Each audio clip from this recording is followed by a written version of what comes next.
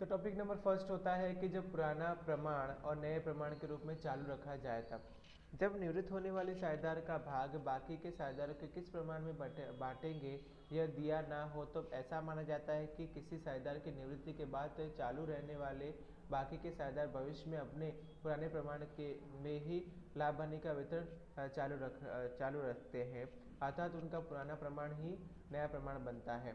इस संजोग में साझेदार की निवृत्ति के समय दिए गए पुराने प्रमाण में से निवृत्त साझेदार का भाग रद्द करने पर चालू साझेदारों के बीच जो पुराना प्रमाण था वही अब नया प्रमाण बनता है। उदाहरण नंबर 1, MNO एक पेढ़ी के साझेदार है, वे लाभ हानि 4-3-2 के प्रमाण में बांटने वाले हैं।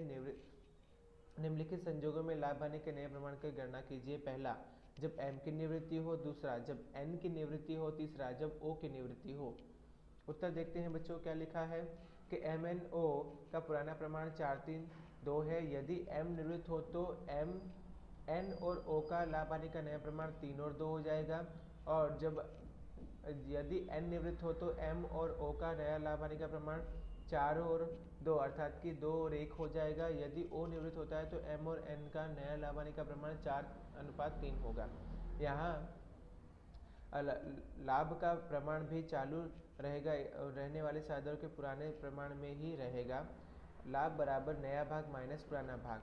यदि M निवृत्त होता है तो हम MNO लिखेंगे, पुराना भाग लिखेंगे, पुराना नया प्रमाण लिखेंगे और फिर लाभ के प्रमाण की गणना करेंगे। तो N का लाभ बराबर 3/5 माइनस 3/9, और अगर हमने LCM लिया तो हमको 12/45 मिलेगा, और M का नया भाग माने के हो जाएगा, माफ़ कीजिए वो O का है, और O का लाभ हो जाएगा 2/5 माइनस 2/9 यानी 8/45। तो N और O का लाभ हानि का प्रमाण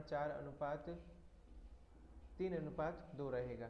इसी प्रकार N निवृत्त हो और जब O निवृत्त हो तब लाभ हानि का प्रमाण 1:2 और 4:3 के प्रमाण में ही होगा। उदाहरण नंबर 2 देखते हैं।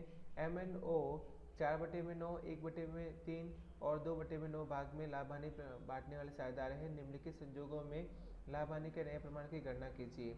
यदि M निवृत्त हो, दूसरा N निवृत्त हो और तीसरा O निवृत्त हो। उत्तर देखते हैं। MNO का पुराना प्रमाण 4/9, 1/3, 2/9 है। हर समान करने पर यह प्रमाण 4/9, 3/9 और 2/9 अर्थात कि 4-3-2 होगा। इसीलिए दिए गए प्रत्येक संजोग में लाभ हानि के नए प्रमाण की अनुसार गणना मिलेगी। उदाहरण नंबर 1 के अनुसार ही होगी। यदि M निवृत्त होता है तो N और O के लाभ हानि का नया प्रमाण 4:2। यदि N निवृत्त होता है तो M और O का लाभ हानि का नया प्रमाण 1:2, और O निवृत्त होता है तो M और O का नया प्रमाण हो जाएगा 4:3। और हम लिखेंगे स्पष्टता, यदि हम ऊपर के उदाहरणों को चालू रखें तो साझेदारों के लाभ के प्रमाण की गणना करें तो लाभ बराबर नया भाग माइनस पुराना भाग। यदि M निवृत्त होता है तो पुराना प्रमाण 4-3-2 और पुराना भाग 4/9, 3/9 और 2/9। M निवृत्त हो तो N और O का नया प्रमाण 3:2 होगा। तो N और O का नया भाग 3/5 और 2/5 होगा।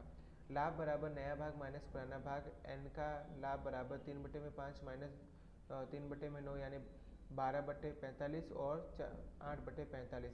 तो इस प्रकार से N और O का लाभ का प्रमाण आपका कितना हो जाएगा, 3 और 2। इस प्रकार N और O का पुराना प्रमाण के लिए भी लाभ का प्रमाण हो सकता है। M और O के लिए 2:1 और N और M के लिए 4:3।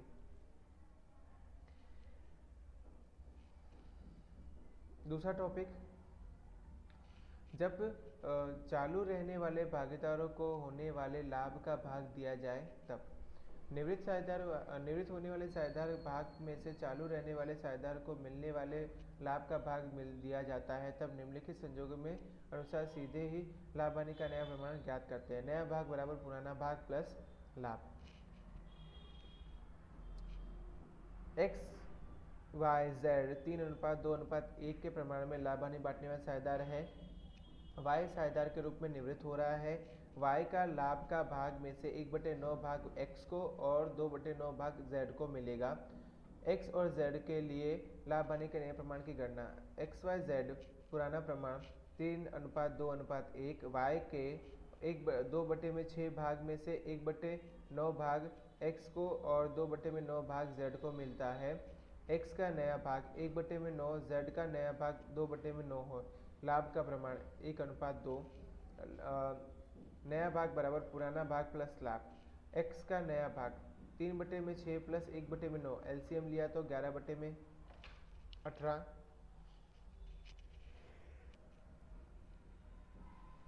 एक्स का नया भाग हुआ आपका 11/18 एलसीएम लेने पर, और जेड का नया भाग हो गया आपका 1/6 प्लस 2/9 अर्थात कि 7/18।